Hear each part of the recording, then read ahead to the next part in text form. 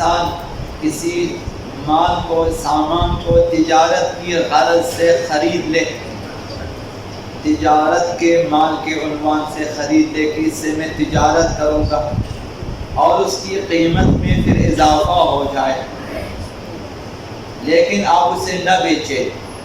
قیمت میں اضافہ ہونے کے باوجود اسے نہ بیچے اور اسی سال کے درمیان اسی سال قیمت بڑھ گئی تھی پھر اس کی قیمت کم ہو گئی تو اضافی قیمت کا خمس ادا کرنا واجب نہیں ہے۔ مال خریدا تھا تجارت کے لیے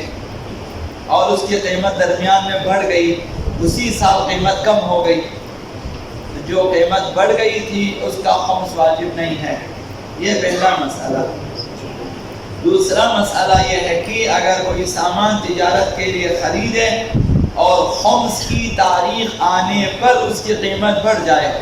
خمس کی تاریخ آ گئی، خمس دینا، اس کی قیمت بڑھ گئی اور اسے بیچ کر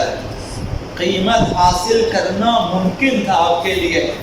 کہ آپ اس تجارت کے سامان کو آپ بیچے، قیمت بھی اس کی بڑھ گئی تھی اور آپ بیچ سکتے تھے اور وہ جو اضافی قیمت کے ساتھ آپ لے سکتے تھے قیمت، لیکن پھر بھی آپ نے نہ بیچا، رکھ دیا اسے اور اگلے سال اس کی قیمت کم ہو گئی، جب قیمت بڑھ گئی تھی آپ نے نہیں بیچا جبکہ آپ بیچ سکتے تھے، پھر اس کے بعد اس کی قیمت کم ہو گئی، سارے سال کے بعد قیمت کم ہو گئی تو احتیاط واجب کی بنا پر خمس کی تاریخ آنے پر وہ جو قیمت پہلے بڑھ گئی تھی اس کا خمس ادا کرنا واجب ہے۔ قیمت بڑھ گئی تھی، مال تجارت تھا اور آپ بیچ سکتے تھے، نہیں بیچا، رکھ دیا، سال گزر گیا، اگلے سال سر سال آ گیا لیکن اس کی قیمت کم ہو گئی۔ اب جو پہلے قیمت بڑھ گئی تھی چاہے وہ 100 روپیہ ہی بڑا ہو تو آپ کو 20 روپیہ اس کا ادا کرنا پڑے گا کیونکہ آپ نے خود نہیں بیچا اسے، تو یہ کہ قیمت اس کا اضافی قیمت کا خمس ادا کرنا واجب ہے۔ خمس نہ دینا بھی غصب ہے، خمس نہ دینے والا غاصب کہلاتا ہے،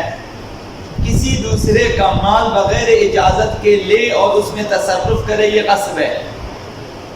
اور جب خمس واجب ہو جائے تو خمس واجب ہونے کے بعد اس مال کا 5واں حصہ حق امام ہے،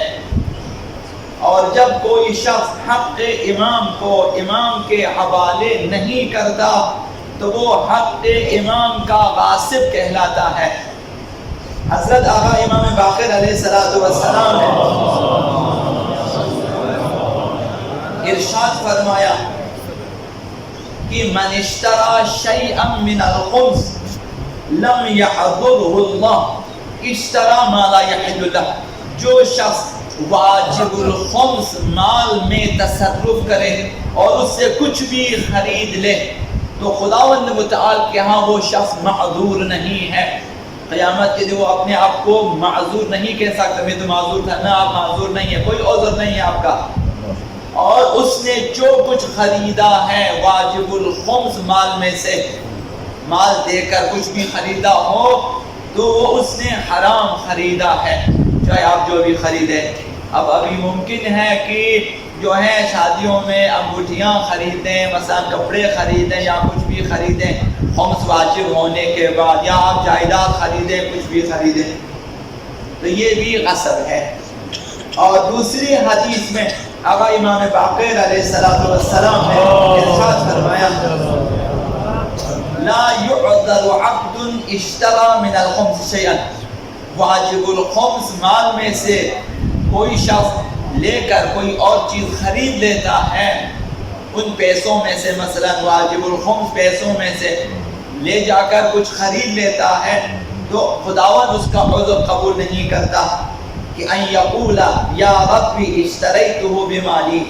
قیامت کے دن خداوند متعال کے پاس یہ شخص نہیں کہہ سکتا بعنوان عذر تو خدایا میں نے تو اپنے مال سے لیا ہے، یعنی یہ مال پہلے میرا تھا، خمس واجب ہونے سے پہلے میں نے اسی میں سے خریدا ہے، خداوند یہ عذر قبول نہیں کرے گا۔ حتی یأذن له اہل الخمس،